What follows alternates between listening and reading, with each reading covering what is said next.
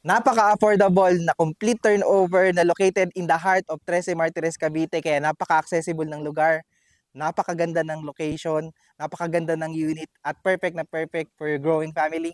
I-check nyo na po ito.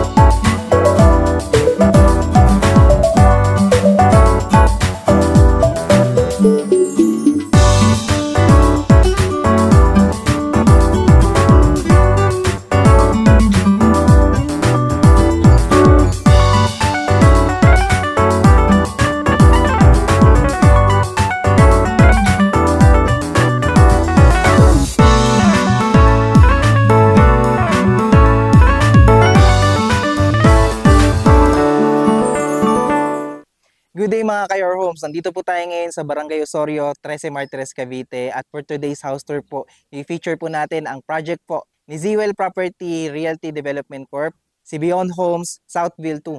At ititignan po natin ang kanilang mga unit po. Ito po yung nakikita nyo sa likod ko. Complete po ang pagkaka-turnover niyan na nasa 2.1 million lang po, kaya napaka-affordable at napakasulit. Pero bago po natin ito tignan, first, please make sure to subscribe sa aming YouTube channel and i-click nyo na rin po yung notification bell para whenever na mag-upload po kami ng mga panibagong YouTube house tours na kagaya po nito, kayo po yung mga unang makakita at maging updated po kayo dito. Kami rin po ay nasa TikTok at kami rin po ay nasa Facebook. So please make sure to click like and follow para maging updated po kayo sa aming mga postings. Again, ako po si Carlo Felices together with my team sa likod po ng camera, and welcome po kayo to another Your Homes house tour.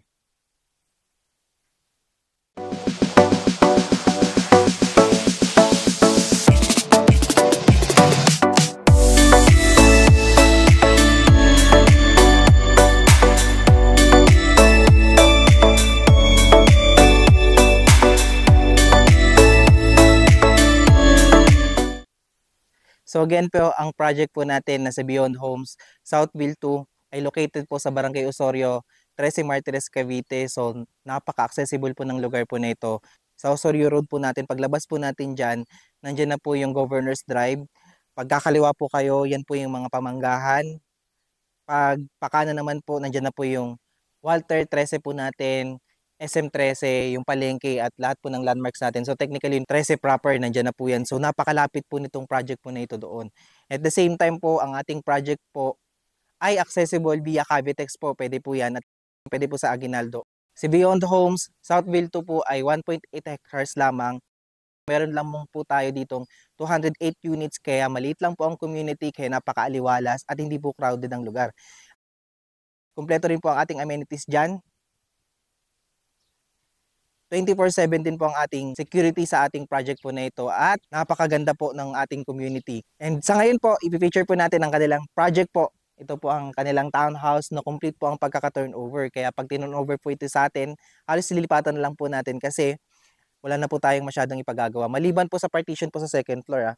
So ngayon po, ang ating townhouse po dito ay meron pong lot area na 48 square meter at floor area naman po na 53 square meter. Meron po tayo ditong provision for 2 bedrooms sa second floor. Meron po tayong 1 toilet and bath, may living area, meron po tayong dining area, may kitchen area, may service area. At kung mapapansin nyo po, meron din tayong parking dito sa harapan, kaya kompleto po yan sa ating pangangailangan. Meron din po tayong balcony, kung mapapansin nyo dito, kasama po yan sa ating turnover. So ano pang hinihintay natin? Tignan po natin ang unit. So dito, mapapansin nyo po, dahil tayo po ay 48 square meter, ang ating inner unit ay hanggang dito lang po. Pero meron din po tayong mga available na mga corner unit or end unit. Kaya in case po sa inyong inquiry, bigyan na lang po namin kayo ng computation dyan. So pag corner po ang ating mga nakuha or end unit, meron pa talaga tayong space dito sa gilid. At syempre, medyo iba lang po ang kanyang price. So dito po, kung mapansin nyo, dito naman po sa side na to, lahat po ng ating unit ay meron na po siyang fence. Kasama na po ito sa turnover po natin at napakakapal po nito, kung mapansin natin. Kaya, less na lang po yung paggagawa natin. So, kapag inner ang nakuha nyo, papagawa na lang po kayo ng gate dyan okay na po yan. And itong parking space po natin ay kasya po dito ang sedan. So, in case po na malaki po ang inyong sasakyan, medyo suggested po namin na kumuha kayo ng mas malaking lot area kasi para po sumakto po yung inyong sasakyan po. Pero dito po sa ating parking space na ito, kasya po dito ang sedan na sasakyan. At kung mapapansin po natin, ito na po yung pagkakadesign ng ating bahay. Napaka-modern po ng pagkaka-design nila. Pansin na pansin din po yung ating mga bintana. Aluminum na rin po yan kaya hindi kinakalawang. So, ayun na po yung actual turnover natin dyan. Dito sa harapan po natin, meron po tayong initial na bubong dito po sa side po na to. In case na gusto nyo rin papabubungan ng inyong parking, pwede naman din po yan. So, tara, pasokin po natin ang bahay. So, ayan. Pagkapasok po natin, mapansin po natin ang ating pintuan ay naka-hardwood na rin po yan. At malaki po siya sa standard natin na pintuan. So, ayan po ang ating turnover ng ating pinto.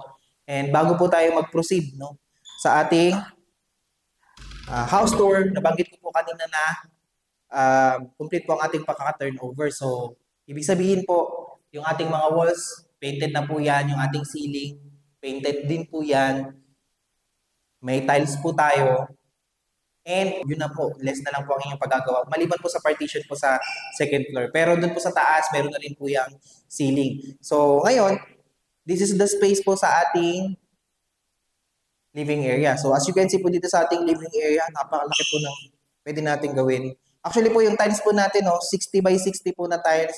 Yan na po yung pagkaka-turnover niyan. So dito pwede po kayong maglagay ng sopa. Nandiyan po yung TV.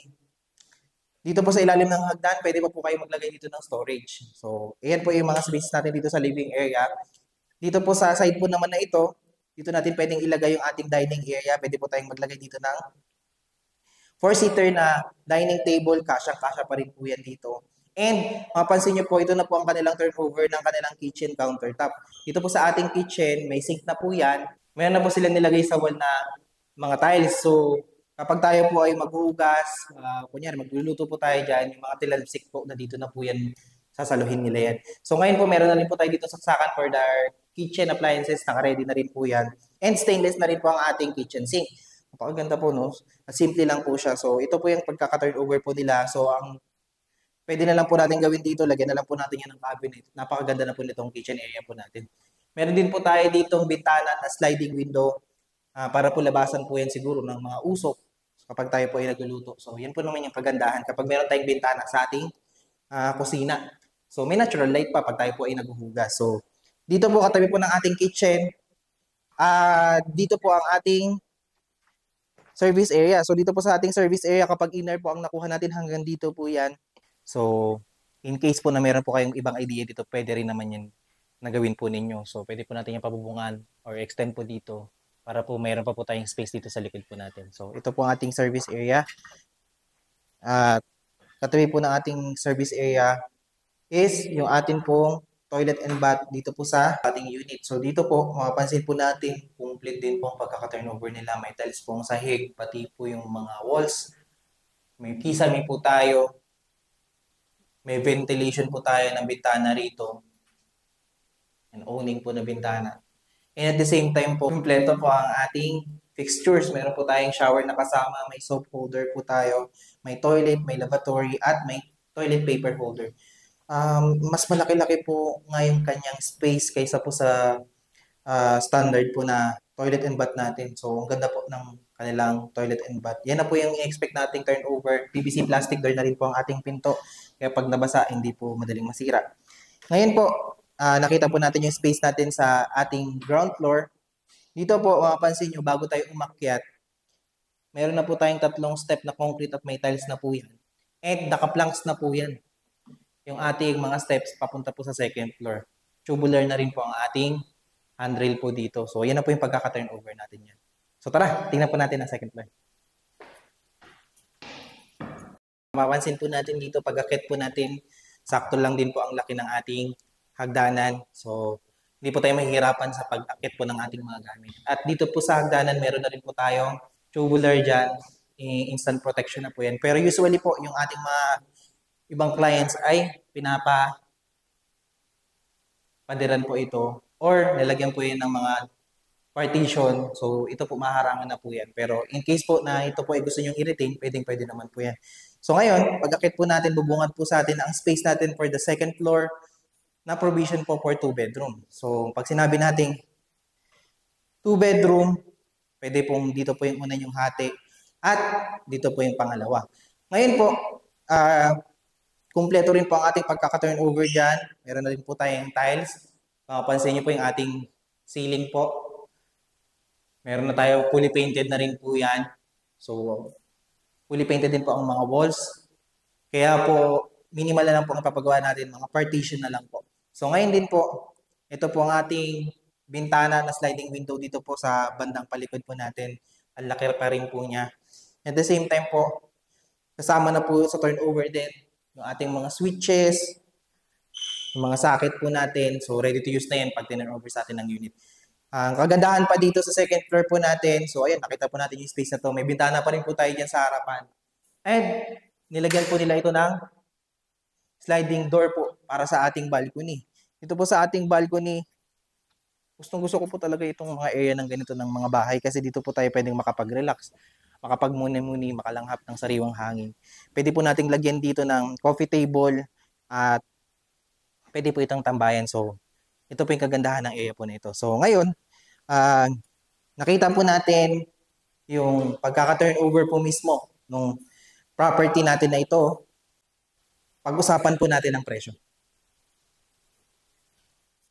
So, magkano nga ba ang unit natin dito sa Beyond Home Southville Phase 2? Ang ating total contract price po sa ating mga regular unit na meron pong lot area na 48 square meter at floor area na 53.20 square meter. Ang ating total contract price po ay nag-i-start po sa 2 million. Meron po tayong equity po dito na 274,000 which is 22,833 pesos for 12 months. Ang ating monthly amortization naman po kay Pag-ibig for 30 years po yan ay 10,783 pesos. Ang ating required income naman po dito ay 36,543 pesos. So in case po na hindi po kayo pasok sa required income po natin, pwede naman po ang co-borrower dyan. And pag-usapan po natin yan sa inyong mga inquiry. So kung meron po kayong mga katanungan at need nyo po ng further information regarding this unit at gusto nyo pong mapa-pre-tripping po sa amin dito sa project po natin ito, you can contact us sa number po na makikita nyo sa screen at yung aming Facebook page. Kaya kung ikaw ay naghahanap ng unit na located lamang in the heart of Trece Martires, Cavite, at the same time napaka-accessible ng lugar at napakaganda na rin ng mga unit dahil complete na po ang pagkaka-turnover nito. Halos lilipatan nyo na lang. At the same time, mapapansin nyo po, malaki na rin po ang ating lot area at floor area kaya marami po kayong magagawa sa unit nito. Kaya perfect na perfect for growing or your starting family. I-check nyo na po ito. Kung di pa po kayo nakasubscribe sa aming YouTube channel, please like, share, and subscribe na rin po para maging updated po kayo sa mga bago po namin i-feature na bahay na kagaya po nito. Again, maraming salamat po sa panonood at magandang araw.